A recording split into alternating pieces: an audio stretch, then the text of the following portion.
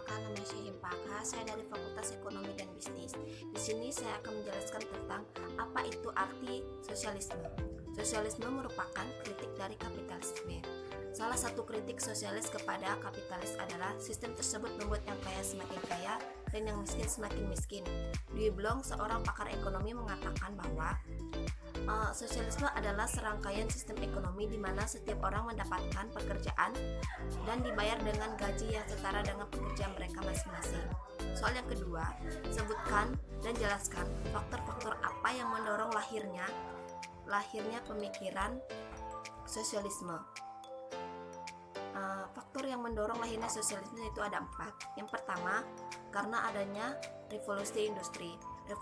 Revolusi industri terjadi pada periode antara tahun 1750 sampai 1850, di mana terjadinya perubahan secara besar-besaran di bidang pertanian, manufaktur, pertambangan, transportasi, teknologi, serta memiliki dampak yang mendalam terhadap kondisi sosial ekonomi dan budaya di dunia.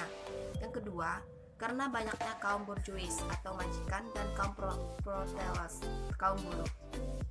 Kaum borjuis adalah sebuah kelas sosial dari orang-orang yang dicirikan oleh pemilik modal dan melakukan yang terkait dengan kepemilikan tersebut.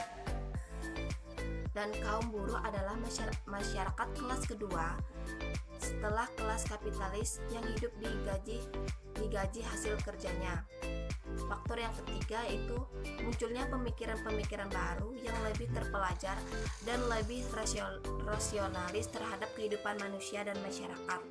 Faktor yang keempat, karena adanya tuntutan demokrasi dari hasil revolusi Prancis. Soal yang ketiga, jelaskan kritik Karl Marx terhadap kapitalisme dan bagaimana Karl Marx untuk menyelesaikan persoalan-persoalan kapitalisme tersebut. Kritik yang pertama yaitu dari segi moral. Sistem kapitalis mewarisi ketidakadilan dari dalam yang akhirnya akan membawa masyarakat kapitalis ke arah kondisi ekonomi dan sosial yang tidak bisa dipertahankan. Yang kedua, kritik dari segi sosiologi.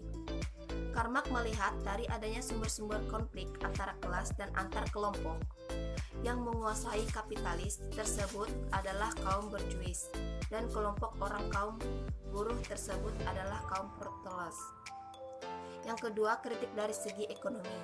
Akumulasi kapitalis di tangan kaum kapitalis memungkinkan tercapainya pertumbuhan ekonomi yang tinggi, tetapi pembangunan dari sistem kapitalis sangat biasa terhadap pemilik modal. Terus upaya untuk menyelesaikan persoalan dalam kapitalis menurut Karl Marx yang pertama dari segi moral. Sistem liberal diubah menjadi sistem kapitalis, harus diganti dengan sistem lain